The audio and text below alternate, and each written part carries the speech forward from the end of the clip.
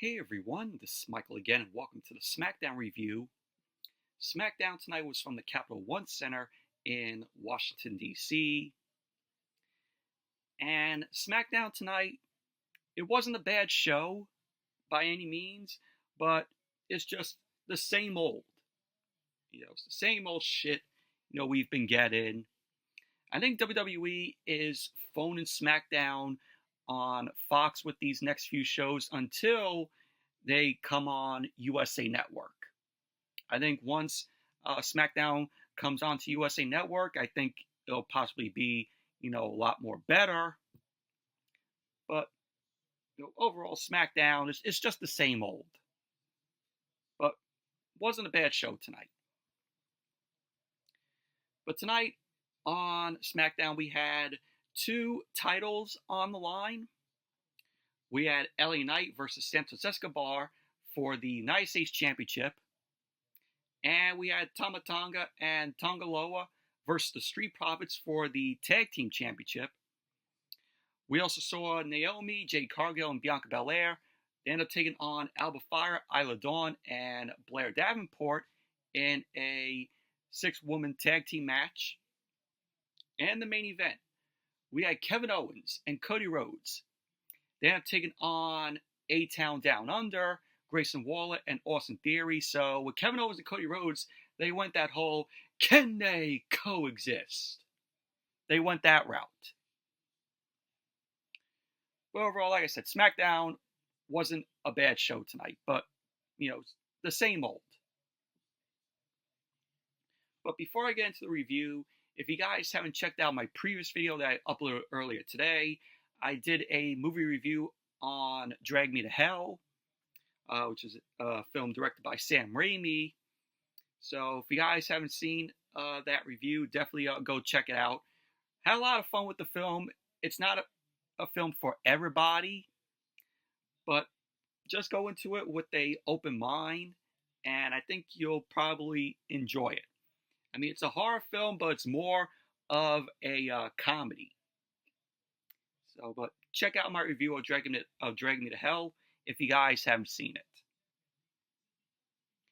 But anyway, let's jump right into the review. SmackDown opened up tonight with the Grayson Waller effect. So Grayson Waller and Austin Theory were in the ring. Grayson Waller got on the mic. He ended up welcoming everyone to SmackDown and to the Grayson Waller effect. So Grayson Waller and Austin Theory ended up introducing Cody Rhodes, who was the guest on the Grayson Waller effect. So Cody Rhodes, the undisputed WWE champion, ended up coming out, got a huge pop from the crowd. Everybody went, whoa, of course. So Cody came into the ring. Grayson Waller cut Cody off as Cody was walking down to the ring. And he ended up saying that this is an interview. So the crowd ended up chanting for Cody, and he got into the ring. Cody was about to speak, and Waller cut Cody off. He ended up saying that it is all about Cody, even on his own show. Grayson Waller ended up saying that these idiot fans don't know the real Cody, but he does. Waller ended up saying that he knows how selfish Cody is, how all he cares about is the undisputed WWE Championship. Waller ended up asking Cody how many times his friends got beaten up because of him, while he walked around getting all the glory. So Waller ended up saying sarcastically that Cody is a really good friend. Cody then cut Waller off, and Cody began talking about Kevin Owens. Of course, Cody did his whole shtick, saying, oh, what are you going to talk about?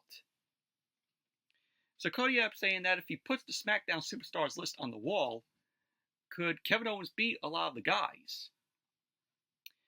So Cody ended up saying that Owens has been fighting the Bloodline since before he came back. Cody ended up saying that he would not be sitting as WWE Champion had it not been for Kevin Owens, but he never used him. Cody ended up asking Waller if he can say the same thing. Cody then ended up asking Waller if his relationship with Austin Theory is a friendship, or if he is using Austin Theory. So Cody ended up looking at Theory. He called Theory Magic Mike. So Cody ended up telling Theory that Waller is trying to show everyone who the real Cody Rhodes is, while in actuality, Waller is using Theory, and the rest of us are waiting for Theory to do something about it. So Waller ended up saying that Theory is his best mate and his tag team partner, and that they would never turn on each other. I don't know about that. They were definitely WWE was definitely teasing something, with Grayson Waller and Austin Theory, but it hasn't come into fruition yet. So Waller ended up saying that they prepared something for Cody to watch. So Waller ended up showing a video of Kevin Owens. Basically, this video package was of Kevin Owens turning on all his teammates. So they ended up showing Kevin Owens turn on Sami Zayn, Owens turn on John Cena, Owens turn on Jericho. Yes, they showed, footage of Jericho, the whole Festival of Friendship that Owens and Chris Jericho had. That was a awesome thing there, with Kevin Owens and Chris Jericho when they were, teaming up. And also Kevin Owens turned on Kofi Kingston. So we got a video package of that. So after it was over, Waller ended up saying that doesn't look like a good friend to him. So that brought out Kevin Owens. Kevin Owens ended up coming out. He ended up saying that he cannot stand back there any longer, and that they need to get to the point. Owens ended up saying that Waller and Theory are trying to convince Cody that he will turn his back on him. Owens ended up telling Cody that he can admit that every one of those guys had it coming, except for Kofi. He ended up saying that he is great, and that was on him. He ended up saying they never had that relationship. Owens ended up telling Waller and Theory that everyone knows what will happen. He ended up saying that he will get in the ring. Him and Cody will beat them up, and someone will come out and make it a tag team match. But to cut that out. So out came Nick Aldis. Kevin Owens ended up telling Nick Aldis to make the tag team match later on for tonight. And of course, Nick Aldis ended up making the match official. So, in the main event, it was Kevin Owens and Cody Rhodes versus A-Town Down Under. So Owens ended up asking Nick Aldis if they still have time for him to get in the ring and punch them in the face. To which Nick Aldis ended up telling Owens, "Oh, you do have time to punch them in the face." So Owens got into the ring. Both Owens and Cody ended up going after A-Town Down Under, but both Waller and Theory ended up escaping out of the ring, and pretty much that was basically that. Overall, this segment was just very meh, in my opinion. But yeah, all this is just to set up the tag team match for later on in the night, between Kevin Owens and Cody Rhodes and A-Town Down Under. That was it.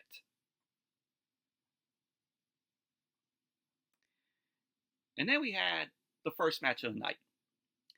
LA Knight versus Santos Escobar. This was for the United States Championship. This match took place after SmackDown came back from the commercial. And we saw Galell Fantasma. We had Humberto and Angel Garza. They dragged LA Knight to the outside of the ring, and they threw him into the barricade. Humberto and Angel ended up grabbing Knight and threw him into the ring steps. Santos Escobar and Elektra Lopez were in the ring. They were laughing at LA Knight being destroyed by Angel and Humberto. So Humberto and Angel ended up throwing LA Knight back into the ring. Jessica Carr, who was the referee, she ended up banning Humberto and Angel Garza from ringside. And then Elektra Lopez looked at Jessica Carr. And Jessica Carr ended up banning Elektra Lopez from ringside as well. So it was a one-on-one match with LA Knight and Santos Escobar. No distractions from Legado del Fantasma. So LA Knight was in the corner. He was holding his shoulder, but he ended up getting to his feet. The bell ended up ringing. The match got underway. Escobar ended up going for a splash onto Knight in the corner, but Knight moved out of the way. Knight ended up rolling Escobar up, but Escobar ended up kicking out. Escobar delivered a flying knee to Knight. He then slammed Knight knee first to his chest. He ended up going for the cover, and LA Knight ended up kicking out. So then SmackDown went to commercial. Then when SmackDown came back from the commercial, Knight was in control of the match. He slammed Escobar face first into the commentary table. Knight then grabbed Escobar, but Escobar slammed Knight face first into the commentary table. Escobar climbed the barricade, and he had pinned Knight with a double knees onto the commentary table. He then threw Knight back into the ring. Escobar then climbed to the top rope, and he ended up hitting Knight with a frog splash. He ended up going for the cover, and Knight ended up kicking out. So Escobar ended up running to the ropes, but Knight ended up delivering an atomic drop and a clothesline to Escobar. Knight then ended up delivering a jumping neck breaker to Escobar, and he then hit Escobar with a side effect. So Knight ended up going for the cover. Escobar kicked out. Knight ended up going for the blunt force trauma, the BFT, but Escobar delivered a backhand to Knight. Escobar then delivered a super kick, and he placed Knight on the top rope. Escobar then climbed the second rope. Knight then delivered some right hands to Escobar, and Escobar ended up falling to the canvas. Knight then jumped from the second rope to the third rope, and he ended up hitting Escobar with a elbow drop. Knight then delivered the BFT, the blunt force trauma, on Escobar. Knight ended up going for the cover, and there you go. LA Knight ended up winning the match, retaining the United States Championship. Overall, this was a very good match between Knight and Escobar here. The wrestling from both Knight and Escobar were good here, and both guys gave it all they got. It was a good TV match. Really enjoyed it. So then we saw a video that was done earlier in the day with Carmelo Hayes. Carmelo Hayes began talking about how he beat Andrade. And Andrade then stormed into Carmelo Hayes' dressing room. We had the crew and officials get between both Hayes and Andrade. And Andrade ended up telling Carmelo Hayes that he will see him in the ring next week. So we're getting another match with Carmelo Hayes and Andrade. That's set for next week. And then we saw Legado del Fantasma. They were backstage and they were arguing. Santos Escobar ended up yelling at them. He ended up telling them nothing can say will make up for what they did. Because of Angel Humberto end up throwing LA Knight into the ring steps and beating him down at ringside and getting involved and them being ejected. Same for Elektra Lopez. So Apollo Crews and Baron Corbin walked in and they were sarcastically clapping at Escobar. Escobar ended up saying to Apollo Crews and Baron Corbin that he won't stand for this disrespect. He ended up saying that he will talk to Nick Aldis and they will sort it out next week. So pretty much that was basically that. And then we had a 6-woman tag team match. Bianca Belair, Jade Cargill, and Naomi. They ended up taking on the Unholy Union, Alba, Fyre, and Isla Dawn, and Blair Davenport. And this was not a bad match. So the match got underway. Bianca Belair and Isla Dawn end up starting off the match. Isla Dawn delivers some right hands and some kicks to Bianca. Dawn then end up running to the ropes. Bianca then end up slamming Dawn onto the canvas. Bianca then end up going up to the top, and she delivered a standing moonsault onto Dawn. Bianca then went for the cover. Isla Dawn ended up kicking out. Bianca then ended up delivering a drop kick to Isla Dawn, and Isla Dawn ended up falling to the outside. Bianca then delivered a crossbody over the top rope onto Isla Dawn, which looked great. So then SmackDown went to commercial. Then when SmackDown came back from the commercial, we saw Blair Davenport. She was in control of the match. She delivered a kick onto Bianca, and Isla Dawn ended up tagging in.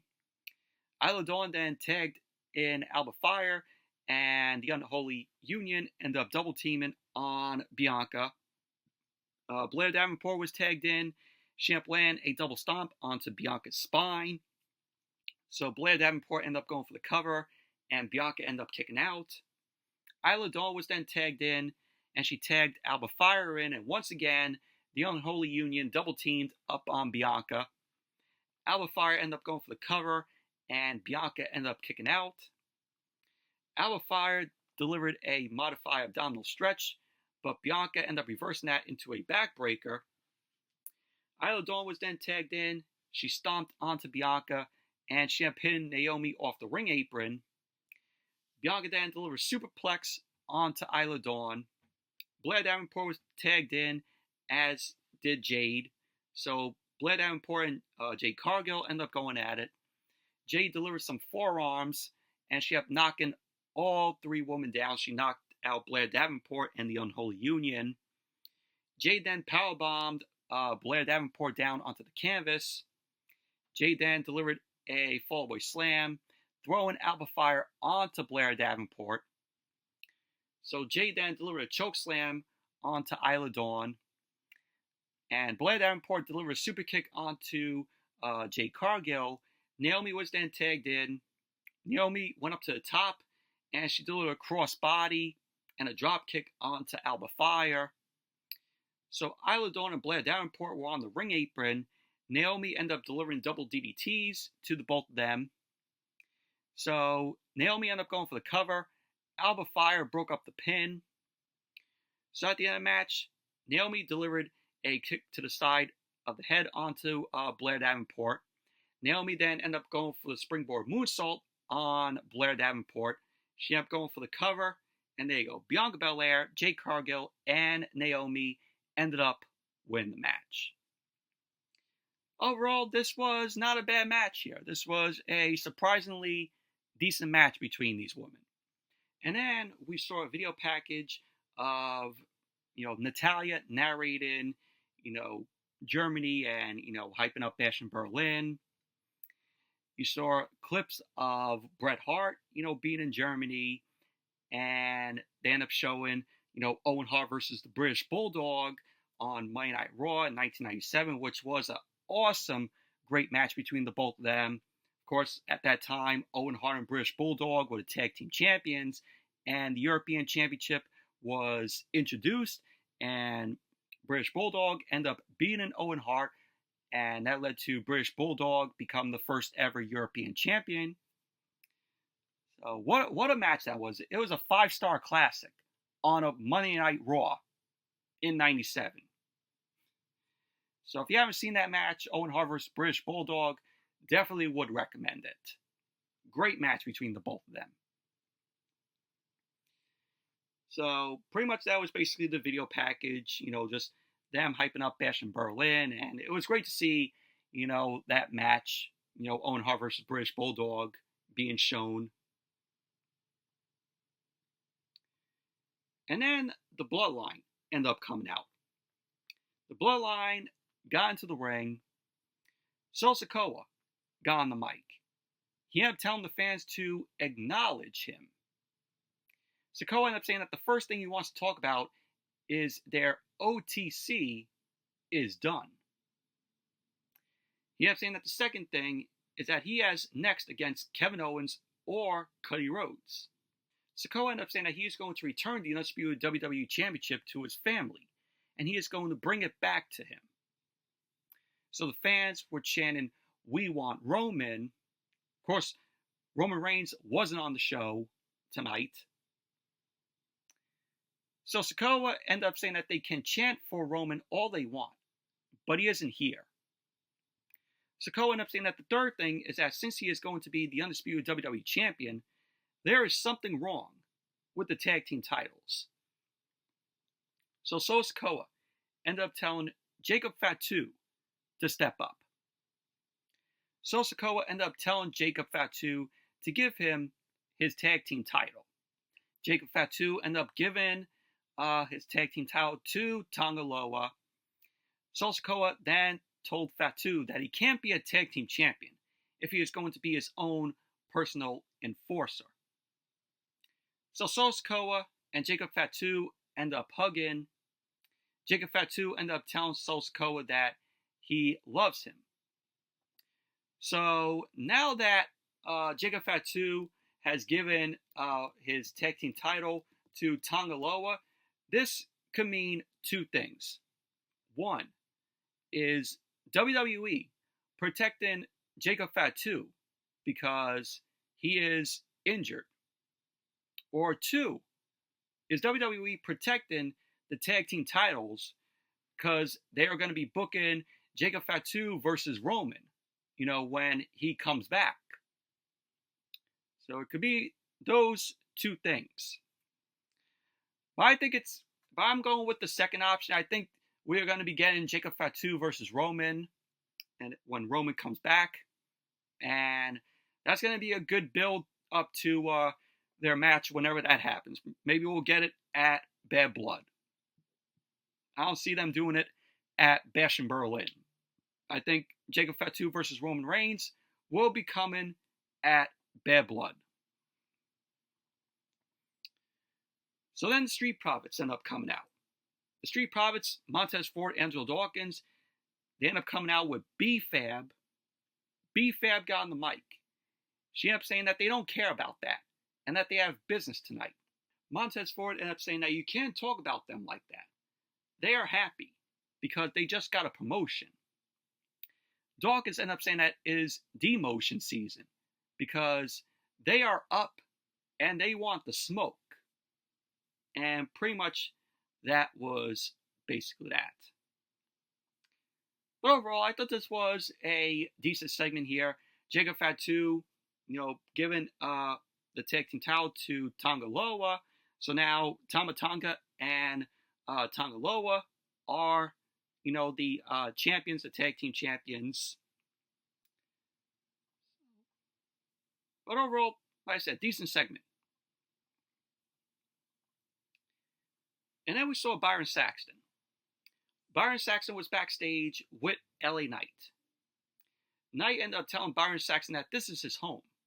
He spent his first 20 years in Washington, D.C., and he just defended his United States Championship here. Knight ended up saying that he will go across the ocean to Berlin and defend it one more time. Knight ended up saying that if anyone who wants to show up in Berlin, to show up. He ended up saying because all around the world, everyone is saying, L.A. Knight, yeah! And then he ended up walking off, and that was basically that. And then we had Tonga Loa and Tanga versus the Street Profits, Montez Ford and Angelo Dawkins. And this was a decent match here. So we had Sikoa and Jacob Fatu. They were at ringside. Match got underway. Tanga and Angelo Dawkins started off the match. Dawkins delivered a right hand to Tanga, but Tanga delivered a clothesline to Dawkins.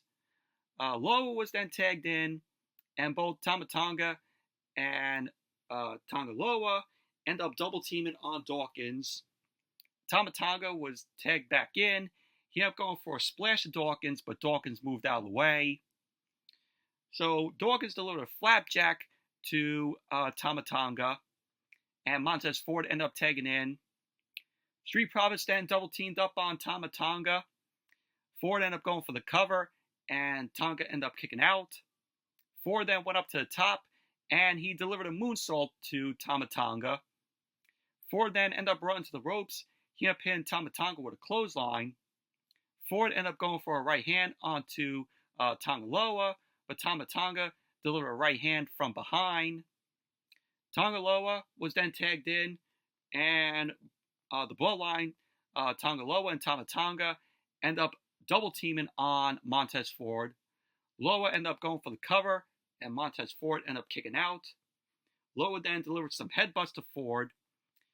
So Loa ended up going for a backdrop, but Ford ended up landing on his feet, and Ford then ended up hitting Loa with a kick to the side of his head. Dawkins was then tagged in, and the Profits ended up double teaming on Loa. Tanga ended up coming in, and the Profits ended up double teaming as well on Tanga. Dawkins ended up going up to the top, and he had taken out Tanga. Ford was then tagged in. He landed a frog splash off the top rope onto Tanga. So Ford ended up going for the cover. Tanga broke up the pin. Dawkins threw Tanga to the outside. Montez Ford ended up running towards Loa. Loa ended up throwing Ford to the outside, and Ford ended up landing face first onto the ring steps, which that had to hurt. Tanga was then tagged in, and he slammed Montez Ford head first on the outside, and then Smackdown with the commercial. Then when Smackdown came back from the commercial, Dawkins delivered some kicks onto Tanga. He ended up going for the cover, and Tanga ended up kicking out. You had the Profits double team again on Tanga. So Montez Ford ended up going for the cover because he was the legal man at this part of the match. So he ended up going for the cover on Tanga, and Tanga broke up the pin. We had Jacob Fatu end up hitting Dawkins with a super kick because Sikoa ended up getting on the apron, and he distracted the ref. So that led to Fatu end up hitting Dawkins with a super kick on the outside. Fatu ended up throwing Dawkins back into the ring. Tanga ended up slamming Dawkins face first onto the canvas. He ended up going for the cover, and there you go. Tanga and Tanga end up winning the match, so they still retain the Tag Team Championship. Post-match, Sol Sikoa, Jacob Fatu got into the ring, and the Bloodline began attacking the Street Profits. They ended up beating them down. Out came DIY, Johnny Gargano and Tommaso Ciampa. So DIY ended up making the save. They ended up beating down on the Bloodline. But Jacob Fatu ended up hitting Ciampa with the Samoan Spike. Sol Sikoa ended up hitting both Gargano and Ciampa with the Samoan Spike. And pretty much that was basically that. The Bloodline stood in the middle of the ring. They had their hands up in the air with the ones. And that was basically that. Overall, this was a okay match between the Bloodline and the Street Profits. And then we saw Cody Rhodes and Kevin Owens backstage. Cody ended up telling Owens that they have it. And Owens ended up saying that tonight is about shutting A-Town Down Under up. Owens then ended up telling Cody that the guys in the video earlier deserved it. And he's not that guy anymore. Cody then ended up telling Owens that he believes him. Owens ended up telling Cody that he doesn't want him to think that he asked for the tag team match tonight to set him up. So Cody ended up saying that all he can do is take Owens for his word. So that was that. And then we got Byron Saxton. Byron Saxton was backstage with B-Fab outside of the trainer's room. Saxton ended up asking B-Fab how all four men are doing. And she kept saying they are upset, but they are fine. So that was basically that. And then we went backstage. We saw Tiffany Stratton with pretty awful, pretty deadly Elton Prince and Kit Wilson. Now, why is Pretty Deadly getting all this TV time? Why? So they were holding glue and they were putting Nia Jax's crown back together after what happened last week with the whole awful Nia Jax championship celebration where Mia Yim ended up coming in and beating Nia Jax down. So Nia Jax ended up telling Tiffany Stratton that Mia Yim will get a beating of a lifetime next week. Stratton ended up asking Nia if there is something she can do. And Nia ended up telling Tiffany she can start by fixing her crown. So Stratton and Pretty Deadly end up walking away. And so then we saw Chelsea Green. Chelsea Green was talking to Piper Niven. And Chelsea was talking about how Mia Yim would not have made it to the ring last week if they were there. Chelsea ended up saying to Piper Niven that it would be a shame if Tiffany Stratton were to cash in on Nia Jax for the Women's Championship. Nia Jax was overhearing all of this as to what Chelsea Green was saying to Piper Niven. Nia Jax stepped in, and Chelsea ended up asking Nia if she overheard what they had said. Nia Jax then looked at them and walked away. So pretty much that was basically that. But before this segment, we had a video package of Mia Yim, and she was talking about her making it in WWE. She wanted to say that in Berlin, she is going to slaughter Nia Jax. No, you will not. Nia Jax is walking out of Berlin, still the women's champion. Main event: Cody Rhodes and Kevin Owens versus A-Town Down Under, Austin Theory and Grayson Waller. This was just a very mid-match here. Match got underway. Cody Rhodes and Grayson Waller start off the match. Cody delivered some right hands to Waller, and then he delivered an armbar. Owens was then tagged in. Cody and Owens end up double teaming on Waller. Of course, with Cody and Kevin Owens teaming up, this is the whole, can they coexist? So Triple H, going the Vince McMahon route and booking Cody Rhodes and Kevin Owens to team up together. So Owens delivered a back elbow, which was followed up by a splash on Waller. Cody was then tagged in, and once again, they both teamed up on Waller. Cody ended up going for the cover, and Waller kicked out. Cody locked in the armbar on Waller. Owens ended up tagging back in. Owens delivered a right hand to Waller. Owens delivered a chop to Waller's chest. Theory then ended up running towards Cody on the ring apron, but Cody delivered a right hand to Theory.